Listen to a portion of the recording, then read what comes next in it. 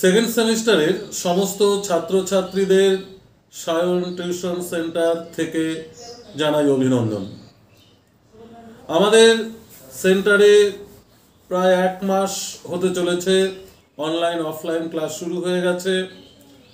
এখনও যারা অ্যাডমিশন হয়নি তাদেরকে বলা হচ্ছে অতি সত্বর অ্যাডমিশন হয়ে যাও, তা না হলে সিলেবাস থেকে অনেকটাই পিছিয়ে পড়বে। আজকে আমি যে বিষয়টি তোমাদের সামনে তুলে ধরব, MDC mental health and hygiene টপিকের উপর।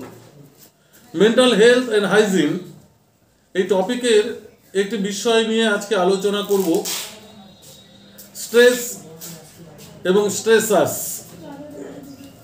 মানে মানসিক চাপ বলতে আমরা কি বুঝি, মানসিক চাপের কি কারণ এবং মানসিক চাপ দূর করার যে উপায়গুলি রয়েছে সে সম্পর্কে বিস্তারিত আলোচনা করব।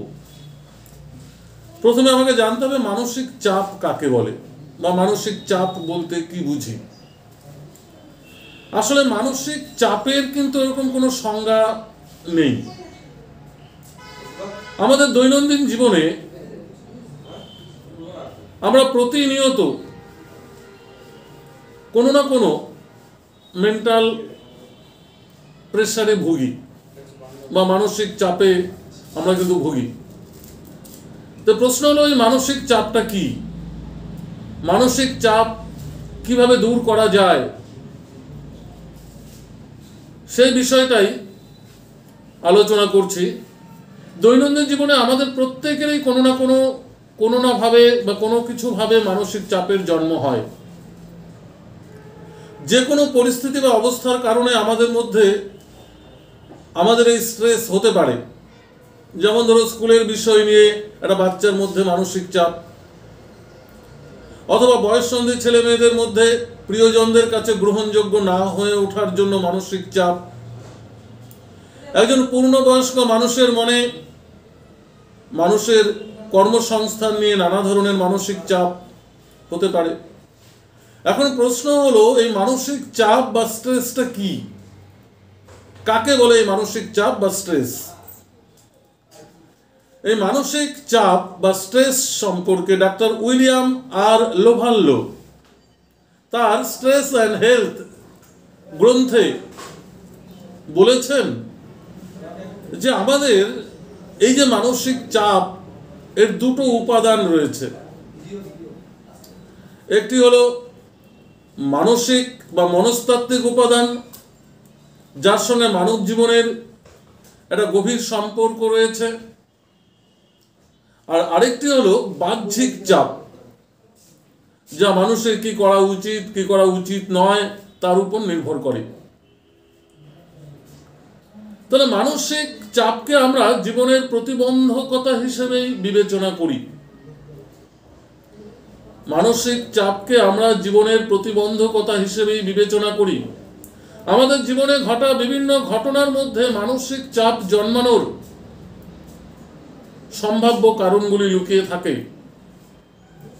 দৈনন্দিন জীবনে ধরো রান্না করা বা গাড়ি চালানোর মতো ঘটনা থেকেও স্ট্রেসের জন্ম হতে পারে।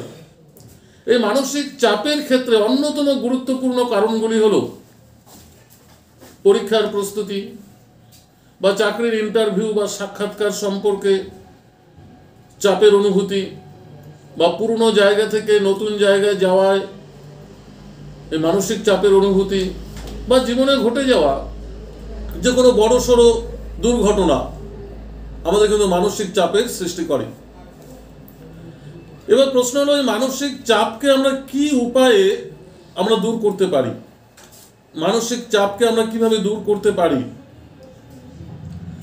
মানসিক চাপ হলো এমন একটা অনুভূতি, ধরো আমরা জীবনে যখন আনন্দ পাই, আনন্দটা যদি কারো কাছে শেয়ার না করি তাহলে মনে হয় না আমাদের আনন্দের একটা পরিপূর্ণতা পেয়েছে।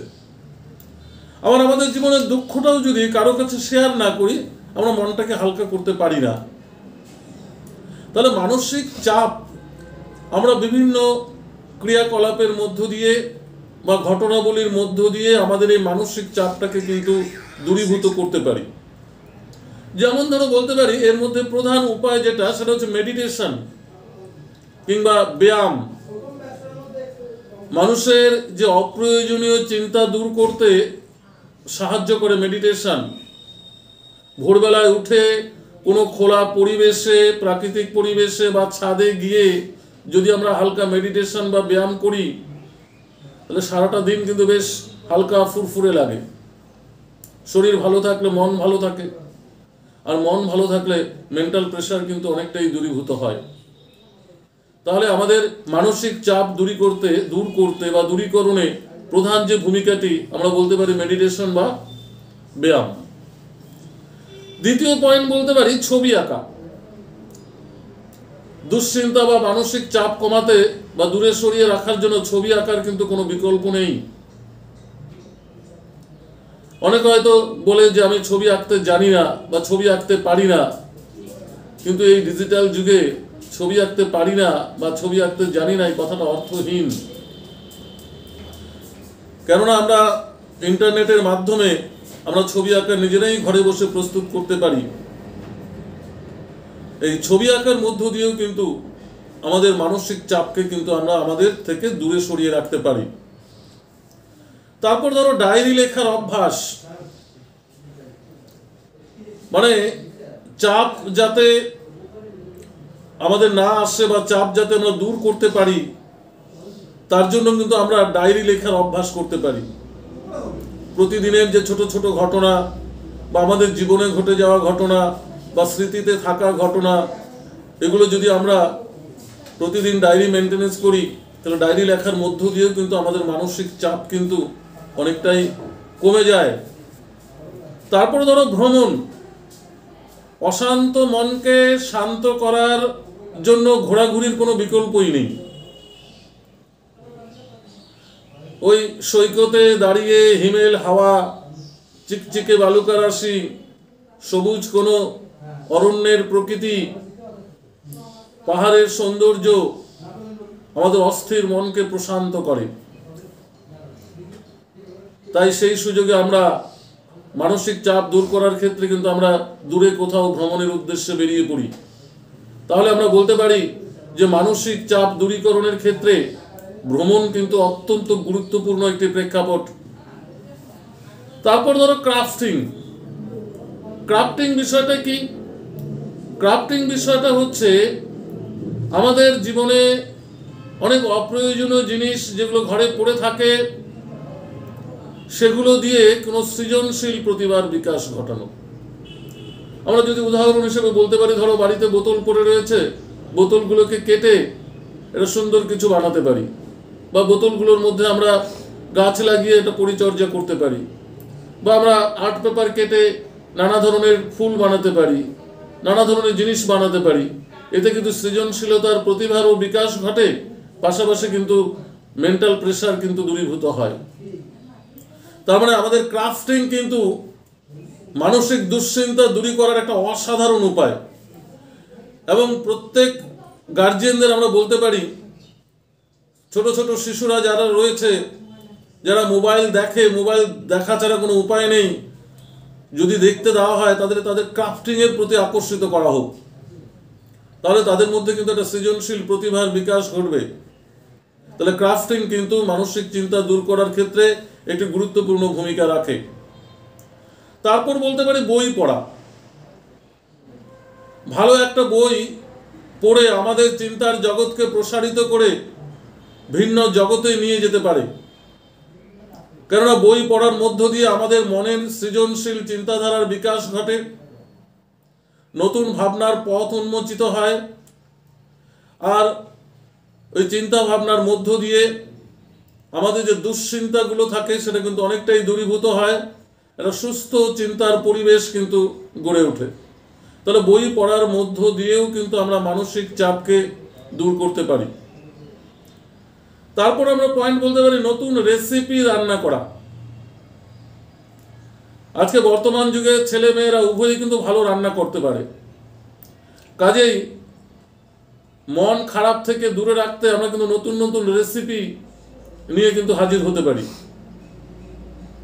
নিজের হাতে রান্না করা খাবার ভালো মন্দ ইত্যাদি বিষয় নিয়েও কিন্তু আমরা কি করতে পারি, আমাদের মনের যে চিন্তার দুশ্চিন্তার জগৎ রয়েছে সেই দুশ্চিন্তার জগৎকে কিন্তু আমরা দূর করতে পারি। তারপর ধরো বাগানের সময় দেওয়া, অনেকে বাগান পরিচর্যা করতে ভালোবাসে, এই বাগান পরিচর্যা করার মধ্য দিয়েও কিন্তু মানসিক চাপ দূর করা যায়। যদিও অসংখ্য পয়েন্ট রয়েছে মানসিক চাপ দূর করার, আমি লাস্ট একটি পয়েন্ট বলছি, ধর্মীয় কাজে মনোনিবেশ করা।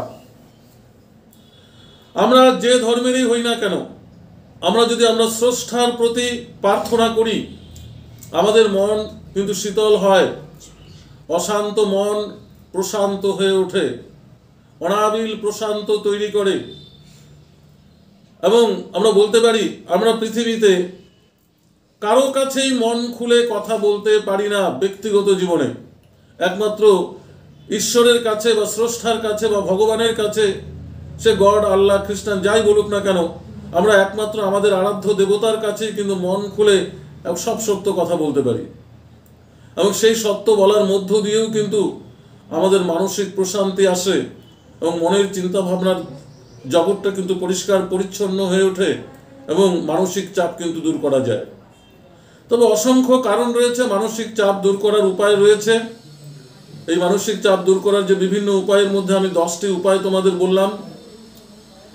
তাহলে আমাদের জীবনে মানসিক চাপকে দূরে সরিয়ে রেখে একটা সুস্থ শরীর এবং সুস্থ মন গড়ে তুলতে, আমরা জানি সুস্থ দেহেই সুস্থ মনের বাস। দেহ যদি সুস্থ হয় তাহলে একজন সুস্থ মন গড়ে ওঠে, আর সুস্থ মনেই পারে অসুস্থ অর্থাৎ মানসিক চাপকে দূরে সরিয়ে একটা সুস্থ মানসিক পরিবেশ গড়ে তুলতে। তাহলে আজকে যে প্রশ্নটি তোমাদের সামনে আলোচনা শেয়ার করলাম, মানসিক চাপ কাকে বলে, মানসিক চাপ দূর করার উপায়গুলি কি কি। তোমরা ভিডিওটা ভালো করে 1-2বার শুনলে পরে হয়তো এই মেন্টাল হেলথ অ্যান্ড হাইজিনের যে টপিকটি রয়েছে হয়তো আর পড়তেই হবে না। ভিডিওটি ভালো লাগলে অবশ্যই লাইক ও শেয়ার করবে, বন্ধুদের মধ্যে ছড়িয়ে দেবে। ধন্যবাদ।